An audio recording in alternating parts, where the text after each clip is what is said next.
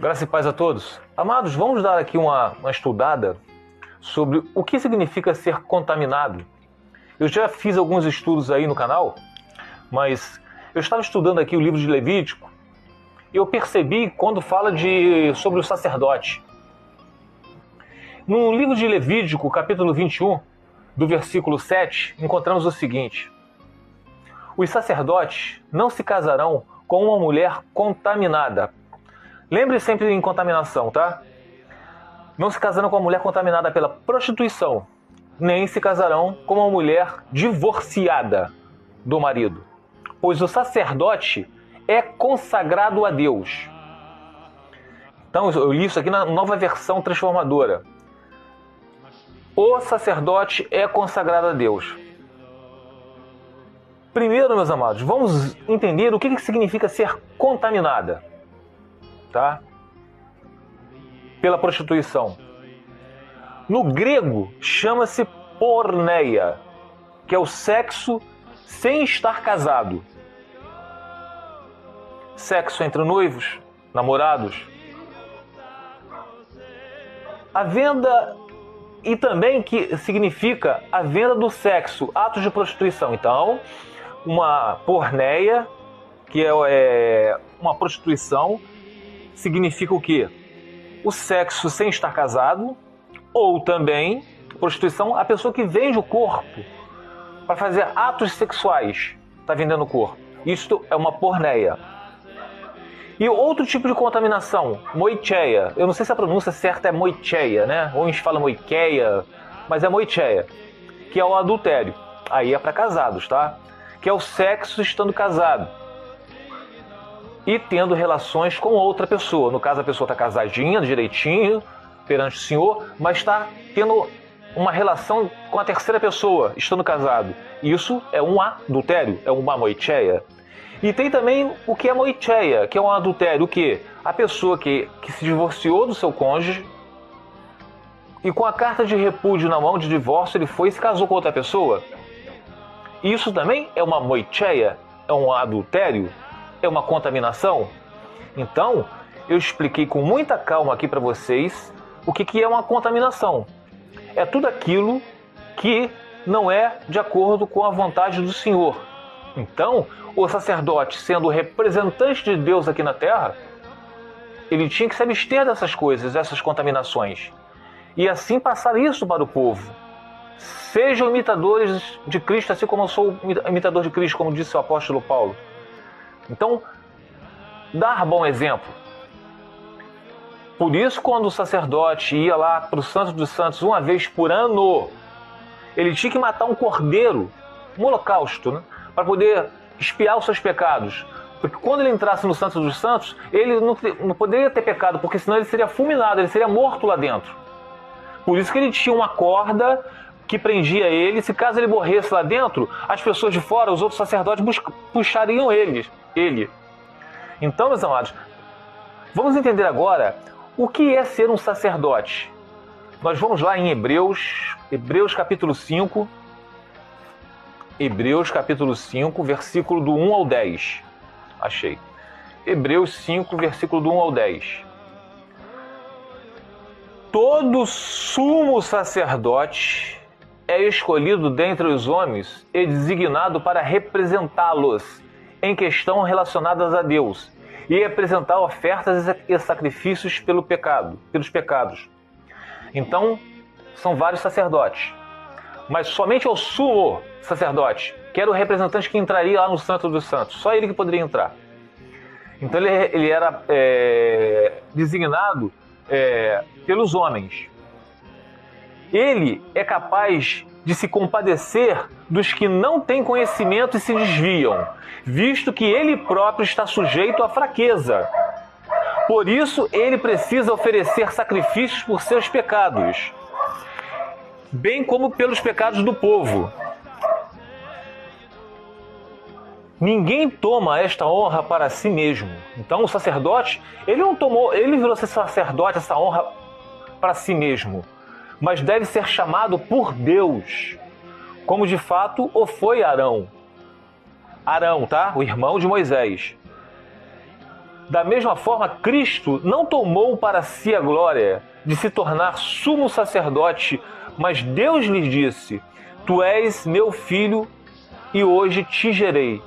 E diz noutro lugar: Tu és o sacerdote para sempre, segundo a ordem de Melquisedeque. Durante os seus dias de vida na terra, Jesus ofereceu orações e súplicas em alta voz e com lágrimas, aquele que o podia salvar da morte, sendo ouvido por causa de sua reverente submissão. Embora sendo filho, ele aprendeu a obedecer por meio daquilo que sofreu. Obedecer. E, uma vez aperfeiçoado, tornou-se fonte de salvação eterna para todos os que lhe obedecem, sendo designado por Deus sumo sacerdote, segundo a ordem de Melquisedeque. Então, amados, aqui nós percebemos que o sacerdote é o representante de Deus na terra. Era, né? Hoje em dia, somos nós que pregamos a palavra. E nós podemos ver também no livro de Deuteronômio, capítulo 24, versículo do 1 ao 4. Deuteronômio, capítulo 24, versículo do 1 ao 4. Vamos lá. Separei aqui, achei. Se um homem casar-se com uma mulher e depois não a quiser mais por encontrar nela algo que ele reprova, dará certidão de divórcio à mulher e a mandará embora. Se depois de sair da casa ela se tornar mulher de outro homem e este não gostar mais dela, lhe dará certidão de divórcio e a mandará embora. Ou se o seu segundo marido morrer, o primeiro que se divorciou dela não se casará com ela de novo, visto que ela foi contaminada.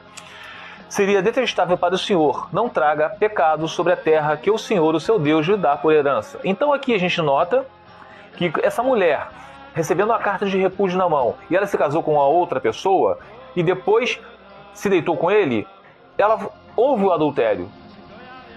Ela foi contaminada. Então, isso é contaminação.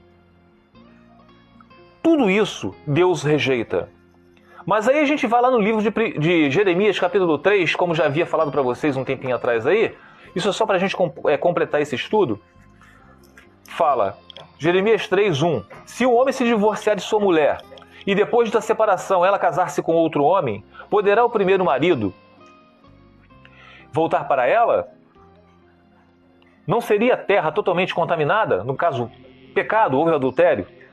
Mas você tem se prostituído como com muitos amantes, e agora quer voltar para mim? Pergunta ao Senhor. Aí a gente dá um salto aqui para o Jeremias 3, versículo 12, que diz o seguinte, 12 e 13. Vai e proclama esta mensagem para os lados do norte, ou então vai e proclama essa mensagem para aqueles que estão divorciados e casados com outro. Volte, ó infiel Israel, volte, ó infiel adúltera ou adúltero que se casou num segundo casamento, volte para Deus, volte para o seu primeiro marido. Não mais franzirei a testa cheio de ira contra você, pois eu sou fiel. Eu vou te perdoar. Declara o Senhor, não ficarei irado para sempre, mas reconheça o seu pecado, mas se arrependa dessa segunda aliança. Ô Israel, se arrependa de você ter adorado outros deuses. Então, meus amados, isso é contaminação. Por isso que eu trouxe esse estudo para vocês, curtinho aqui, falando sobre o que é contaminação. O que o sacerdote, o representante do povo, não poderia se contaminar. Que ele dava testemunho de Deus aqui na terra. Então, quando o rei pecava, olhando lá no livro de Reis, Segunda Crônicas, a gente vê quando o rei pecava, todo Israel pecava. E quando o rei era temente ao Senhor, todo Israel era temente ao Senhor. Então, existe um testemunho. Se o rei ou o sacerdote tiver o fermento velho, todo o seu povo será contaminado com esse fermento, com esse mofo, com essa lepra, com esse pecado que alastra. Mas se for com um fermento novo, aí todos serão abençoados. E para terminar, no livro de Oséias, deixa eu ver se eu separei aqui.